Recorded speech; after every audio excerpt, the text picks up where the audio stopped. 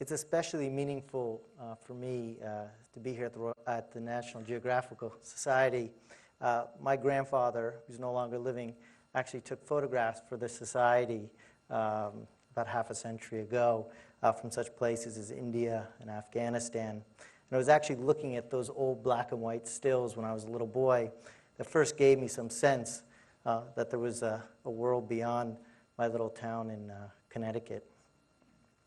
But I should also say from the outset that I am not an explorer, I'm not an adventurer, I don't hike, I don't camp, I hate snakes. I have keratoconus, which is a degenerative eye condition. It makes it hard for me to see at night. And I tend to get lost even riding my subway to work in Manhattan. So the question some of you might be wondering, indeed the question my lovely wife is probably still wondering, it is how did a reporter like me end up in the middle of the Amazon trying to solve what has been described as the greatest exploration mystery of the 20th century? What happened to the legendary British explorer Percy Harrison Fawcett, who in 1925 disappeared in the Amazon looking for an ancient civilization, a place he had called simply and rather cryptically the city of Z. I had first heard about the mystery while I was doing that story on the death of the world's greatest Sherlock Holmes and Conan Doyle expert. And in the course of that research for a story at the New Yorker, I came across a reference that said that Percy Fawcett had helped inspire the novel, Conan Doyle's novel, The Lost World. And I'm just going to show a very quick little clip from a movie adaptation of the book, just to give you some sense. Where's my little clicker here? Here we go. So here is a picture of Percy, who's rather iconic, and that's the most iconic picture of him. And now I'm going to show you this clip from The Lost World. I further propose that a new expedition, consisting of Professor Summerlee and myself, together with two impartial and acceptable members of this audience, proceed at once to the Amazon to investigate by claim of the existence of a lost world. Hear, hear. Well said. Hear, hear. The dry...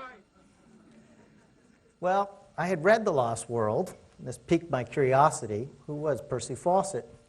And I plugged his name into a newspaper database, and up came these rather crazy headlines. Fawcett expedition disappears into unknown. Another Fawcett search party vanishes. Here's one of the more crazy headlines from the Washington Post. You can get a sense of the racist attitudes even in the 1930s. Savages seize movie actor seeking to rescue Fawcett. And you get a picture of the poor chap. And the thing about these newspaper articles that came up is that they weren't these small little articles in obscure or even tabloid papers. As you can see, they were in the Washington Post. These were banner headlines in the New York Times. They were in headlines all over the world, British papers. And I soon discovered that Fawcett was the last of the great territorial explorers. That is to say, men who ventured into blank spots on the map with little more than a machete, a compass, and an almost divine sense of purpose. Even before he disappeared in 1925, stories of his ventures had long captivated the public's imagination. How he would survive for years without contact in the wilderness, how he would make contact with tribes that had never before seen a white man, how he'd emerge from regions from which no expedition had ever come back from with maps. And here you can see one of the maps he had sketched himself from the Mato Grosso region, which is in the Brazilian Amazon. A lot of the maps which I looked at and found in archives are much more detailed than this, and they actually look almost like pointillist paintings. They're actually quite beautiful. Fawcett had such powers of endurance that some people even claim, some of his colleagues, that he was immune to death. One American explorer said that he could outwalk, out-hike, and out-explore anybody else. In 1953, the Royal Geographical Society's journal said, quote, Fawcett marked the end of an age. One might almost call him the last of the individualist explorers. The day of the airplane, the radio, the organized and heavily financed modern expedition had not arrived. With him, it was the heroic story of man against the florist. Fawcett first trained to become an explorer at the turn of the century, and he went to the Royal Geographical Society in London, which at the time was trying to fulfill one of its great ambitions, which was to map the entire globe and come back with explorations and hard and fast points and coordinates from all over the world. And one of the things that surprised me was that the Royal Geographical Society had served almost as a finishing school for explorers.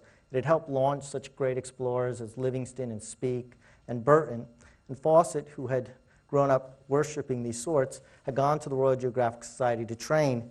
And this fellow here, E.A. Reeves, was in charge of turning Mr. Fawcett into a gentleman explorer. And that meant not just learning how to map and read the stars and survey and be able to figure out where he was at any point on the globe. It also meant reading all these survivalist manuals. And I read many of the manuals that Fawcett himself had read, and you get a sense of the time frame in which he occupied when you read these.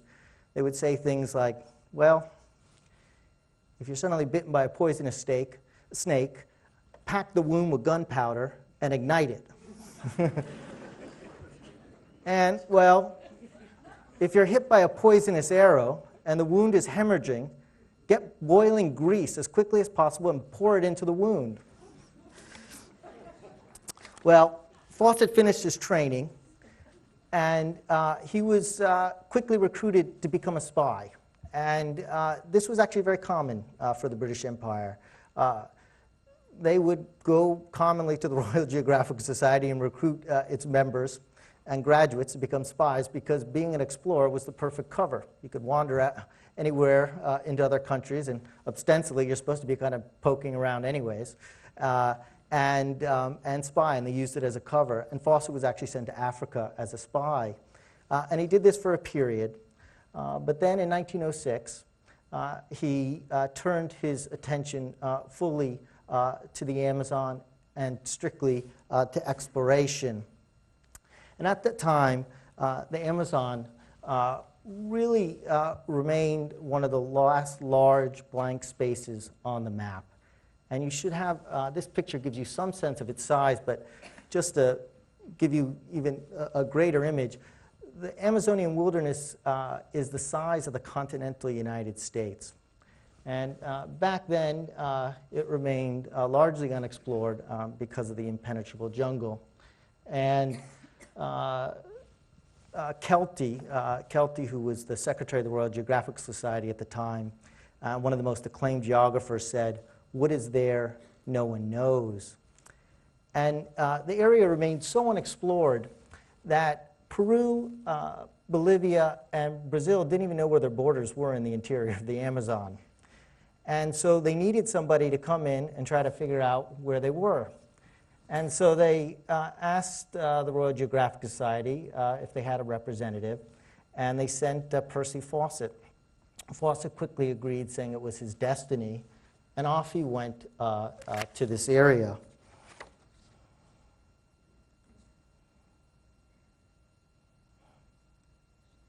And for the next several years, he mapped a rather enormous amount of space, and hopefully this can give you some sense of the area in which he was exploring. This traces various of his expeditions. Over here is Bolivia, Peru is up here, and over here is Brazil. And this is just a vast swath of territory. His first expedition, what they would do is they would take pack animals, they would come over the Andes. Often their pack animals would fall off the ravines. They would come from the severe cold. They would go about 16,000, 17,000 feet up, and they would slowly descend deeper and deeper into the jungle. And in his first expedition, heading out here from La Paz, he crossed over the Andes, and then he went all the way up here. Here is a picture of him from 1908. He was still a rather young man at the time. That's one of his early expeditions, and there you can see him surveying the jungle with his equipment.